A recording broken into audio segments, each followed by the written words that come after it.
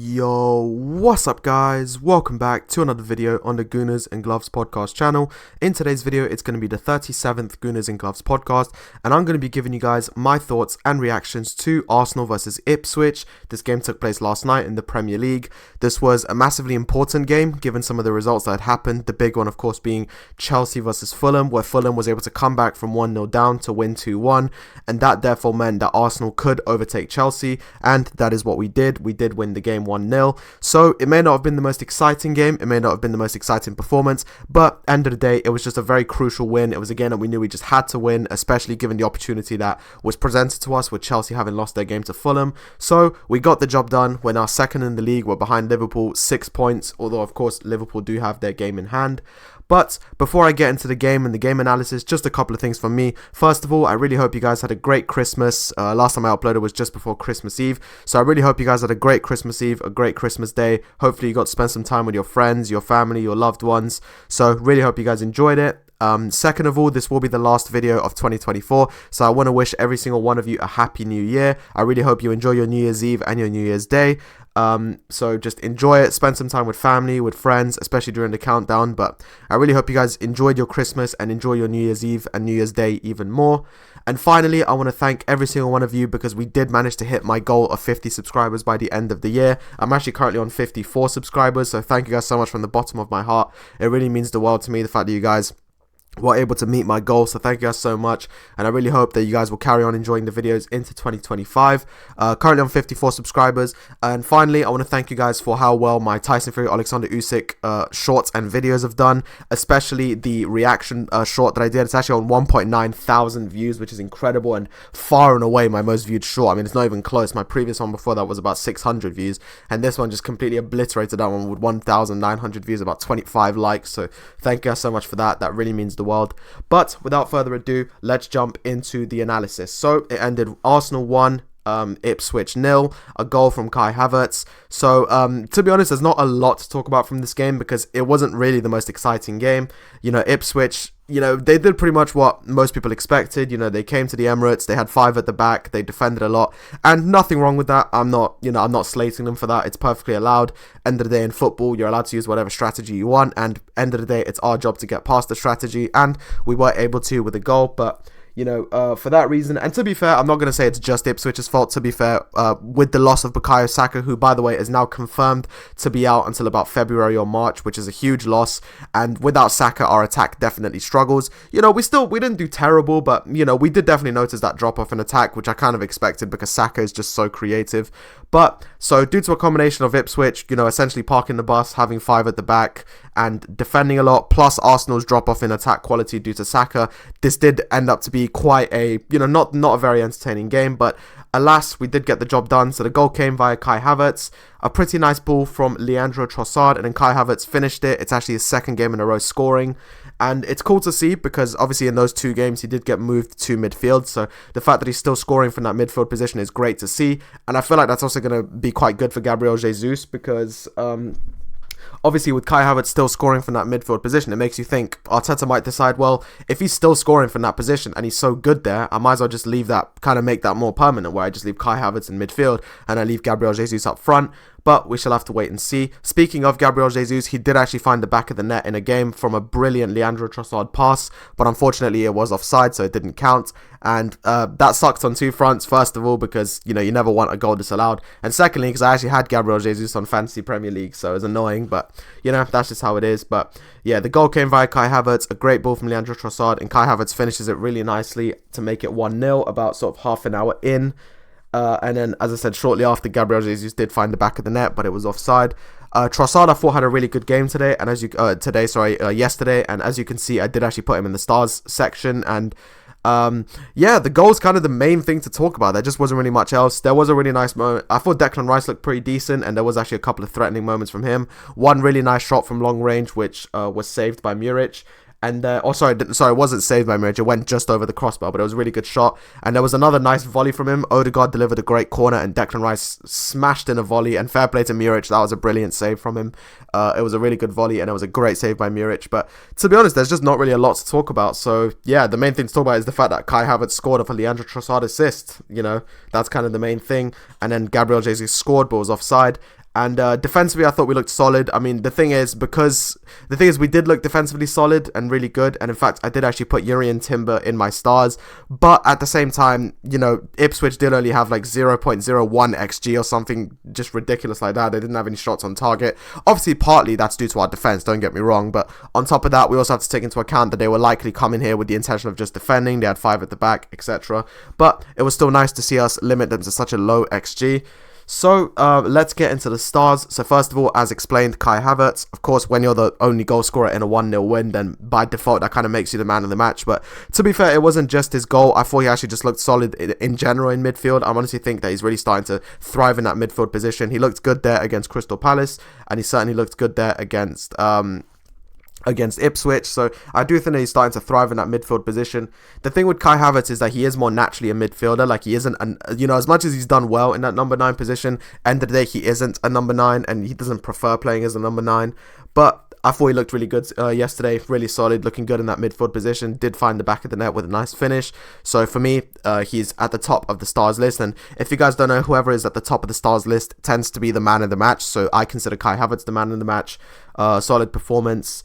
I think all in all the official vote was for Gabriel, who, don't get me wrong, did look good. He looked solid. He actually hit the post. That's another thing I forgot to mention. Gabriel, off a really nice corner again from Odegaard, did hit the post. So again, Odegaard could have had 2 assists, and once again, it's frustrating for me because my 2 FPL assets were Gabriel Jesus and Martin Odegaard. So of course I could have had 2 assists and a goal from them, but that's the way the cookie crumbles. But yeah, a really nice corner from Odegaard again. Or sorry, actually no, I think it may have been Rice or Odegaard, one of the two, sorry, but one of them delivered the corner, and Gabriel hit the post with a nice header, a really big chance.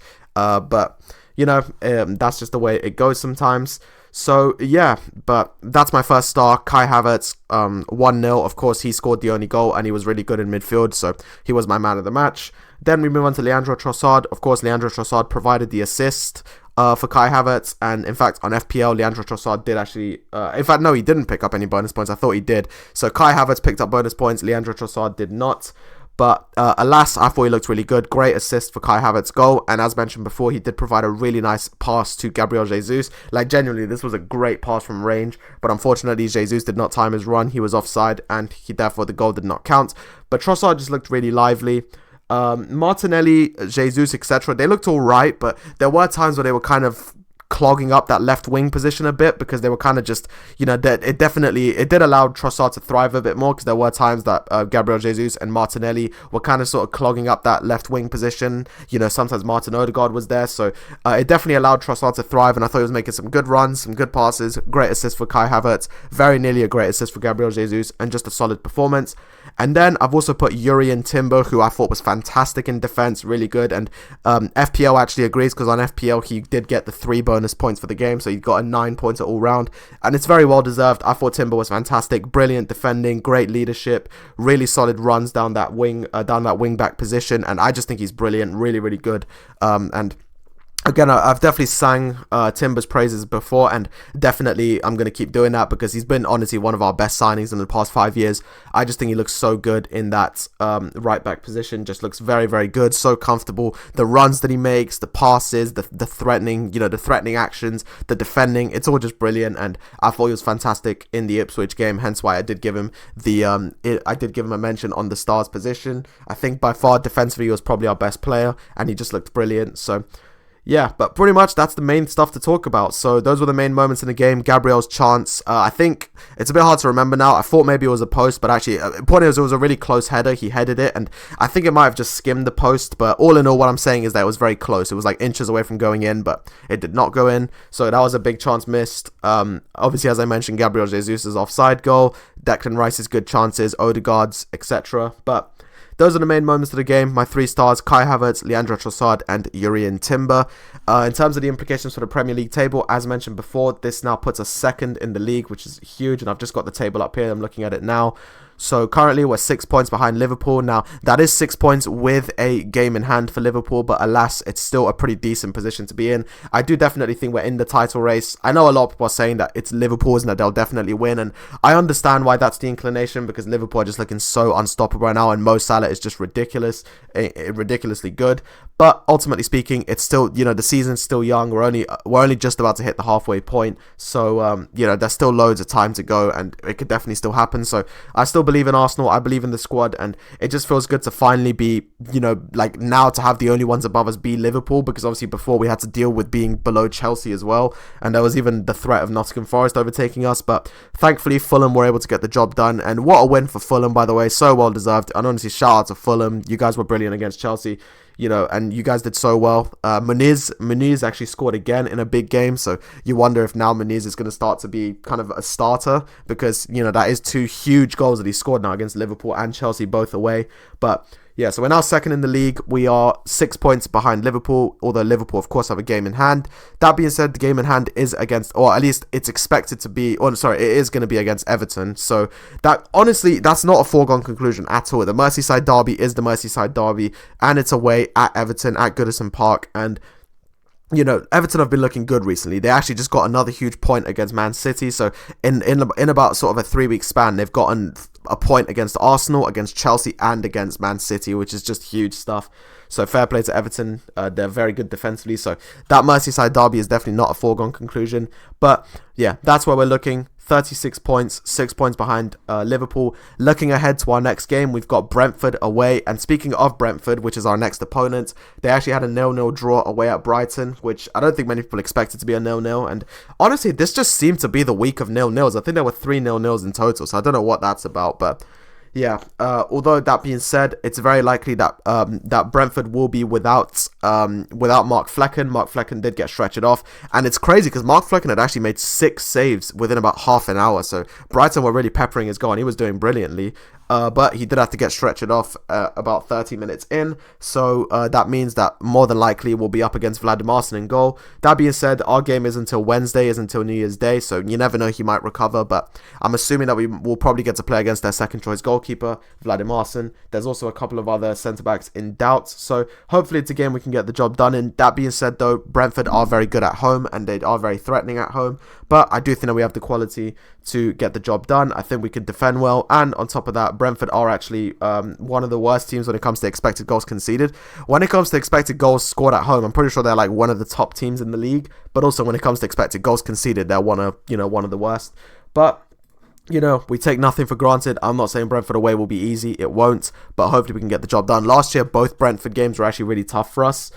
So the away game was a 1-0 win where Kai Havertz scored a 90th minute winner, and then the home game was one of the most ridiculous games ever because we scored, it was looking comfortable. Then of course Aaron Ramsdale made that huge mistake where the ball went into the back of the net, and from there it was so nervy, but once again Kai Havertz scored a late winner, and that was a huge game. But yeah, so that'll be our next game, New Year's Day, and that'll probably be my next video. We'll be reacting to the Arsenal-Brentford game, so do look forward for that.